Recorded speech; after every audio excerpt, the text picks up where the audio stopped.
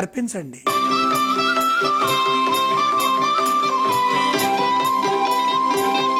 గురుగారు, ధనుస్సు రాశి వారికి ఈ వారం ఎలా ఉంది? ధనుస్సు రాశి వారికి 2 గ్రహాలే సహకరిస్తున్నాయి తల్లి.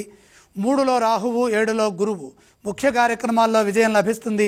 శ్రద్ధతో పనులు మొదలు పెట్టండి. ఇతరులపై ఆధారపడకుండా స్వయం కృషితో ముందుకు సాగండి. తప్పదు అని అనుకున్నప్పుడు కుటుంబ సభ్యుల సూచనలు తీసుకోండి. వీలైనంత వరకు సొంత నిర్ణయాలే శక్తినిస్తాయి.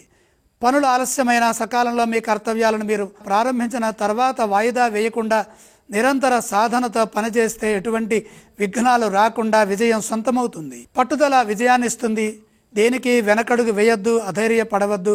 అధైర్యపరిచే పరిస్థితులు ఎదురవుతాయి. సమిష్టి కృషితో ముందుకు సాగండి. మీ ధైర్యం మిమ్మల్ని సదా ముందుకు నడిపిస్తుంది. వినయ విధేయతలతో పనిచేస్తే ఉద్యోగంలో కూడా రక్షణ కలుగుతుంది. అపార్థాలకు అవకాశం కల్పించకుండా సున్నితంగా సౌమ్యంగా వ్యవహరించాలి, మాట్లాడాలి, గంభీరంగా ప్రవర్తించాలి. మన దగ్గర విషయాలు, ఆంతరంగికమైన విషయాలు ఇతరుల దగ్గర అధికంగా ప్రసంగించవద్దు. పనుల్లో ఒత్తిడి పెరిగే అవకాశం ఉంది. బుద్ధి చతురతతో వాటిని అధిగమించండి. ఆర్థికంగా జాగ్రత్తగా ఉండాలి. వ్యాపారంలో మెలకువగా సమయస్ఫూర్తిని ప్రదర్శించండి. వారాంతంలో శుభం జరుగుతుంది. ధనుస్సు రాశి వారు ఏ స్తోత్రాలను పఠించాలంటారు? ధనుస్సు రాశి వారు ఇష్టదేవతా ప్రార్థన చేయడం చాలా ఉత్తమం. ధనుస్సు రాశి వారు ఏ ఆలయాన్ని సందర్శిస్తే వారికి శుభ ఫలితాలు కలుగుతాయి? నవగ్రహాలను దర్శించండి. వారు ఎటువంటి దానాలు చేయాలి?